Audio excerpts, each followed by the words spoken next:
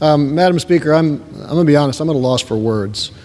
This bill, the Polluters Over People Act, is bad for the environment, bad for the U.S. economy, and you wouldn't know that from the rhetoric across the aisle, leaving me to wonder whether you all are lying or just ignorant. And I'm going to give the benefit of the doubt here and assume you're ignorant. Since I'm at a loss for words, as I said, I want to try to explain this with some numbers. Since 2010, the United States economy has grown by $7 trillion. It's about 50%. During the same period, natural gas consumption in our country is up 25%, only half as much. Petroleum consumption, flat. Coal consumption is down by 40%. This is awesome news we should all be celebrating.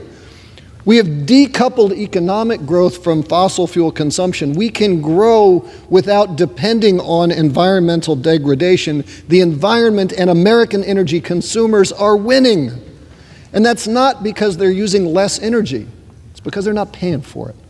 You don't pay for solar energy. You don't pay for energy efficiency.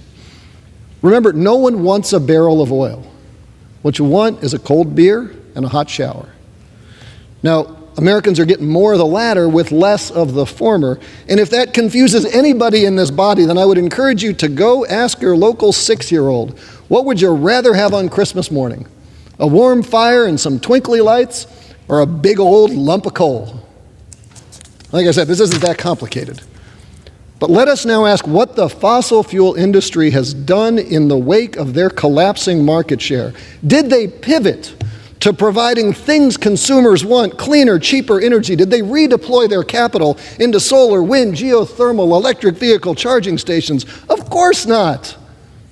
They moved to strip mine the United States and ask for your acceleration of their work.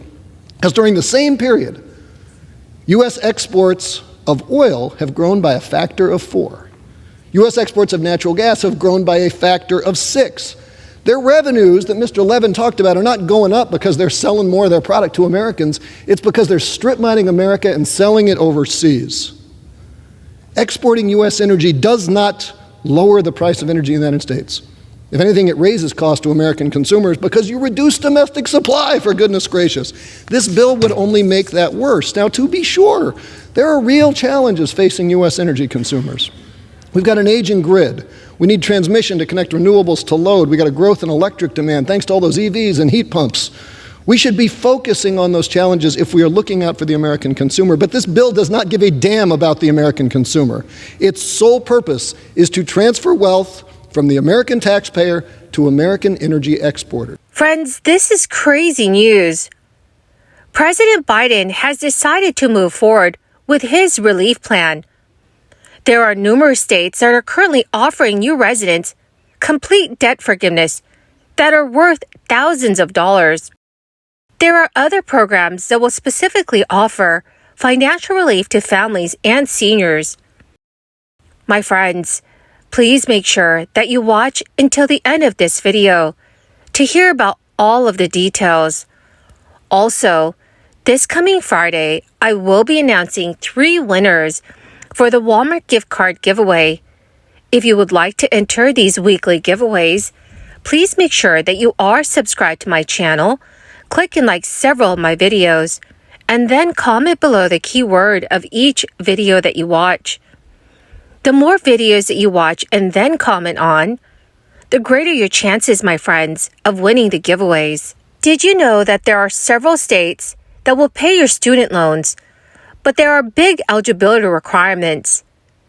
The legality of President Biden's broad federal student loan forgiveness program now rests with the Supreme Court, leaving millions of borrowers waiting to see whether they need to resume payments when the current loan pause extension expires 60 days after June 30th, 2023. So with all the discussion surrounding blocking President Biden's plan, it is easy to forget about the various types of loan forgiveness, cancellation, and discharge options that are already offered by the federal government. This includes public service loan repayment forgiveness, teacher loan forgiveness, Perkins loan cancellation, and income-driven repayment plans. Most, but not all states, offer a number of student loan repayment assistance programs. The goal of these programs is to recruit and retain in-demand workers in the health, education, and law employment fields. However, there are a few states trying to entice new residents to their cities by wiping out remaining student loan balances as incentives. So let's go over 4 U.S. states who currently have programs in place that will pay your student loans if you decide to move there. The state of Illinois has created programs to encourage teachers and nurses and people in the medical field to maintain their careers by paying off parts of their outstanding student loans. As Forbes reported, its Smart Buy home buying program may provide real, meaningful assistance to borrowers who are struggling with student loan debt and who cannot purchase a home as a result. Although there are income limits and other conditions, the program will pay off a student loan balance of 15% of the home purchase price, up to $40,000 for new home buying borrowers. The state of Kansas also has a Rural Opportunity Zone student loans repayment program. It is currently open for enrollment and provides income tax waivers for up to 5 years of student loan repayments that is up to $15,000. This is new for full-time Kansas residents living in one of the state's designated and participating rural counties.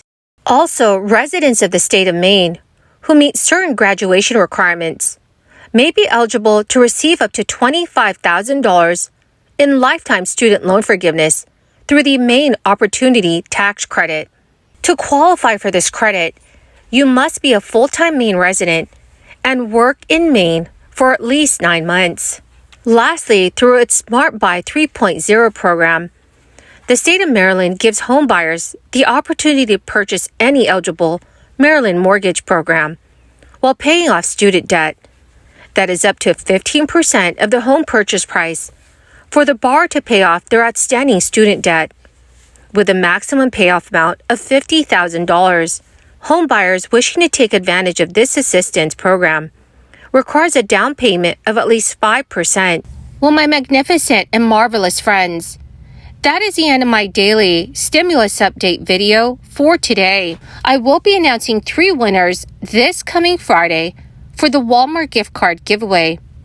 If you would like to enter the giveaway, friends, all you have to do is click and like several of my videos and then comment below the keyword of each video that you watch. The more videos that you comment on, dear friends, the greater your chances of winning the giveaways.